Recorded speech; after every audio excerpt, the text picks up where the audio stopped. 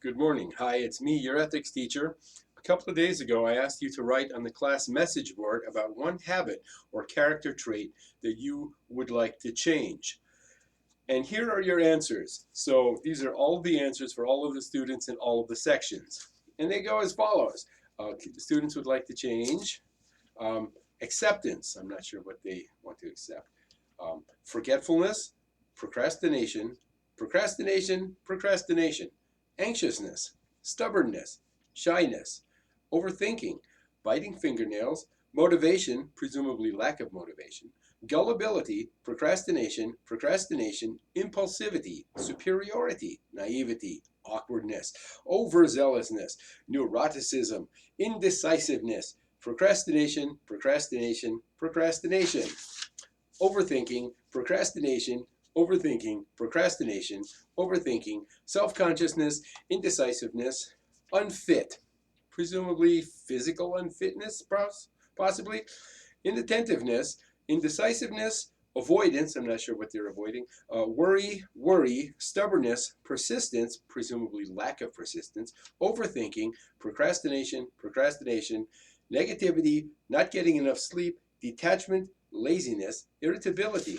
procrastination, distractibility, procrastination, indolence or laziness, procrastination, impatience, procrastination, procrastination, procrastination, procrastination, procrastination, procrastination, procrastination, complaining, doubting, procrastination, anger, procrastination, over multitasking, procrastination, and constant thoughts.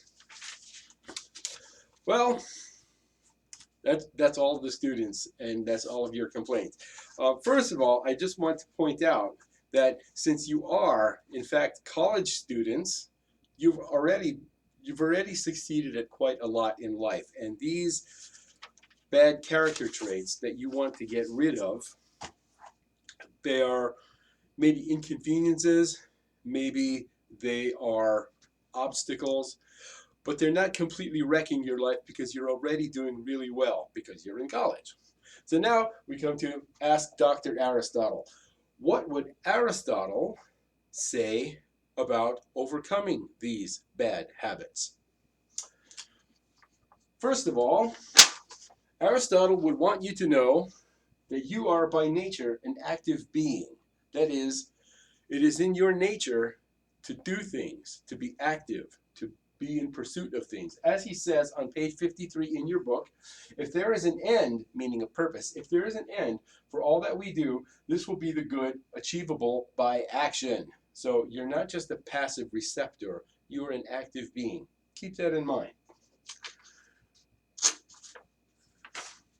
The next thing you need to know is that being active in a virtuous way will give you the sense of fulfillment that you crave. What you want, according to Aristotle, it's translated in a bunch of different ways, but the word is eudaimonia, and it means fulfillment. It's not just a temporary sense of happiness, but it's a sense of fulfillment, of becoming who you were supposed to be. And Aristotle says, virtuous activities or their opposites are what constitute happiness or the reverse. Happiness is an activity of the soul in accordance with perfect virtue. So the more active you are in a virtuous way, the happier you will be. So you want to change your bad habits. Here's what you need to do. What you want to do is develop countervailing virtues. So if you say procrastinate, as a lot of you do, then the counter virtue is acting in a timely fashion. So what you need to do is practice acting in a timely fashion. You don't fix yourself first and then act in a timely fashion. You start acting in a timely fashion periodically, and then that will develop the virtues. Because the virtues, says Dr. Aristotle, we get first by exercising them, as also happens in the case of the arts as well. And that's on page 66 of your book. Here's an Aristotle quote to live by. States of character arise out of like activities. So whatever you habitually do, that is who you become. Page 67. So you want to act in a timely fashion. You want to live a more fulfilling life. What you do is you have to pick a virtuous example. Pick somebody who does these things better than you do, and then you do as that person does.